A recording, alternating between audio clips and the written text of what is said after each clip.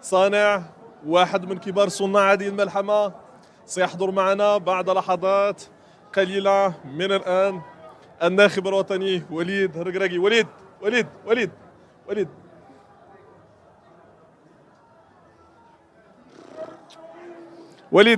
ما يمكنناش نلقاو وصف هادشي اللي وقع اليوم. المغرب في الدومي فينال ديال لا كوب دو موند غراس اتوا. الفضل ليك، الفضل لهذا الرجال. يوم تاريخي لكرة القدم الوطنية. شنو واقع اليوم هنا في الدوحة؟ ماتش تري ديفيسيل. شوف بدات من الصباح اكرد ومزراوي ما كاينينش. السايس لعب بليسي دخل المسكين حتى الماكسيموم. الدراري تقاتلوا وشفتوا الدراري هما جاو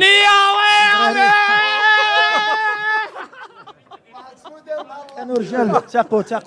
تاقوا اللي مهم هي المغرب دومي فينال. كنا بلاد الاول في افريقيا اللي كنا دوزنا لي بول في 86. دابا دخلنا في دومي فينال.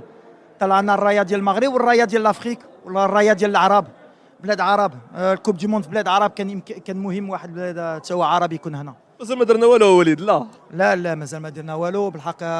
دابا المغرب يقدر يتفرقع اليوم يبروفيتيو يوجدوا راسهم الدومي فينال ان شاء الله. مبروك خويا مبروك. فيليسيتاسيون. نعود اليك عادل. يوم تاريخي، يوم اسطوري، واحد من اهم الاحداث في تاريخ المغرب العظيم. اليوم رجل المباراه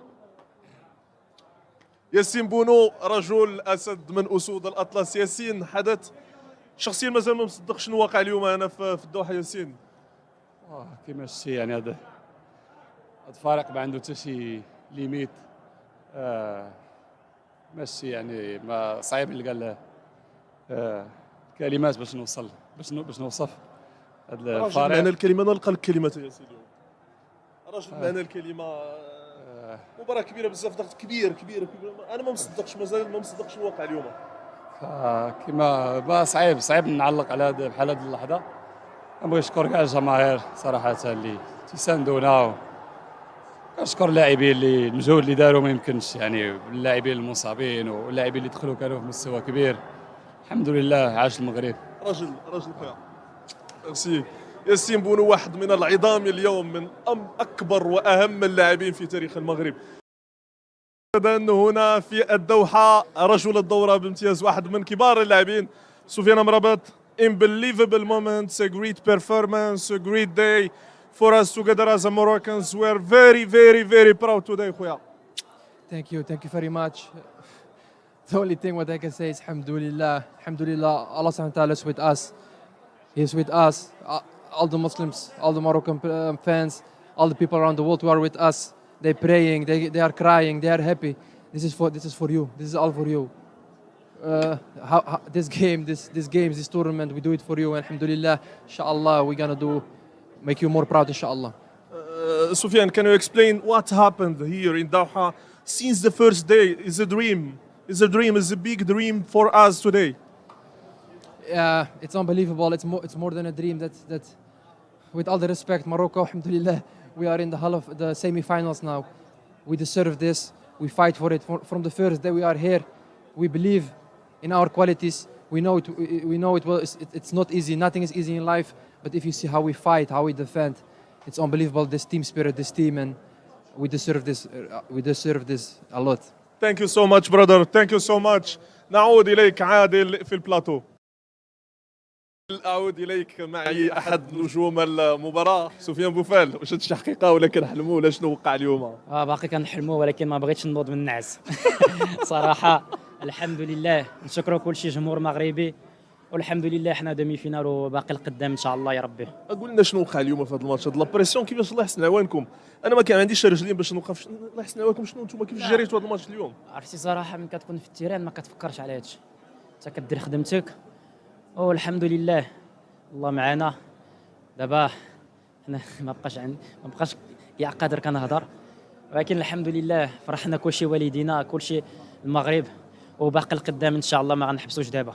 شنو الله الله الله الله الله الله الله الله الله الله الوطن الملك. هنيئا للمغرب ملكا وشعبا. شكرا لك.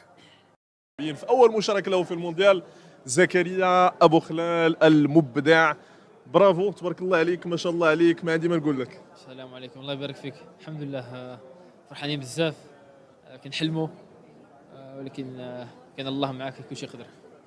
ربي كبير ولا لا؟ ربي كبير. اليوم كنشوفوا هذا الشيء ما مصدقينوش، هذه النعمه ديال الله سبحانه وتعالى كبيره بزاف اليوم. الله اكبر، الله اكبر. واحد كاين النيه، كنتوكلوا على الله. بسم الله، وكان الله معاك، حتى واحد ما يقدر يربح منك. نقز، جلس، ضرب راسك مع الحيط، ما كاين حتى واحد غادي يربح منك. ما كانش ماتش سهل اليوم، كيفاش جريتوا انتم هذا الماتش زكريا ملي دخلتي في دوزيام ميطا؟ كل ماتش ماشي سهل، لعبنا على اسبانيول، واعرين كرواتيا، بلجيكا، كندا، دابا البرتغال، ولكن ليكيب عندهم النيه، كلهم باغيين يخدموا، والكوتش عنده كيورينا كيفاش بغا يلعب وكل لاعب وكيفاش هو كيقول لنا. كل فرقه تقدر تربح منها. تبارك الله عليك، يبارك فيليسيتاسيون، فيك. مبروك، الف شكراً. الف مبروك. بارك الله فيك. تبارك الله عليك خويا العزيز. كان معنا زكريا ابو خليل. وصلنا هذا الانجاز التاريخي للرياضه الوطنيه. سي فوزي القجع، اكيد ما يمكن نقول لك غير الف مبروك لكل مشاهد نصيب. برافو، شابو هنا من عندي. الله يعزك. اكيد شيء رائع اليوم.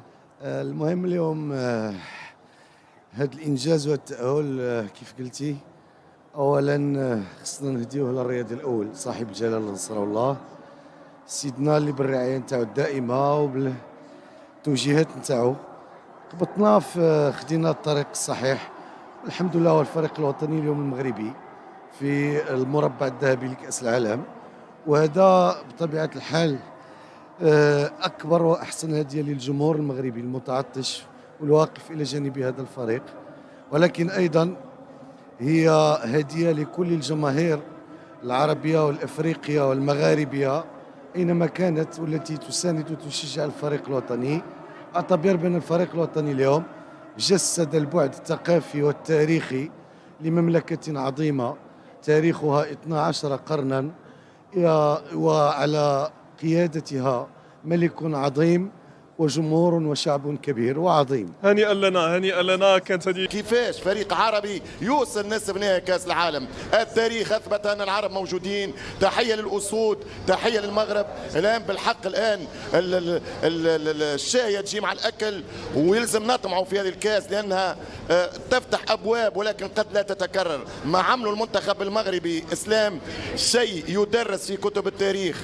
اقوى دفاع في تاريخ كاس العالم، هدف ما شاء الله بعد 5 مباريات. طيح البرتغال، طيح اسبانيا، طيح بلجيكا، تجاوز كرواتيا. والاكثر في النجاح أن المنتخب المغربي مثلا إذا اعتبرنا فاز كرواتيا، بلجيكا كانت محذرة ولكن أيضا لم تنتصر. إسبانيا كانت عينها على الأسود لأنهم وقفوا كرواتيا وبلجيكا ولكن نزحوهم. البرتغال كانت منتبهة جدا وقرأوا خطة الركراكي، ولكن مرة أخرى الأسود بالروح بالجماعية بالإمكانيات الفردية اللي فما نجحت. أنا جاي ونحكي مع مارسيل ديسايل باش نكونوا إن شاء الله في ماتش إنجلترا فرنسا بعد ساعة ونص تقريبا على بين سبورتس حصريا. قال لي كلمة، قال لي ما عمله الأسود شيء خرافي وأسطوري. قلت له علاش مارسيل؟ قال لي لأنه المنتخب المغربي الحقيقة ما كنتش نتصور اليوم على البرتغال على المستوى الذهني، على المستوى البدني، على مستوى القوة أنه يكونوا جاهزين مرة أخرى رغما عن الغيابات. المنتخب المغربي مازال ينجح. السر للركراكي وأولاد الأسود ورجال المغرب لابد أن نبتعد عن التشبع. الآن ما دام وصلت سيمي فاينل كل شيء جايز، كل شيء ممكن.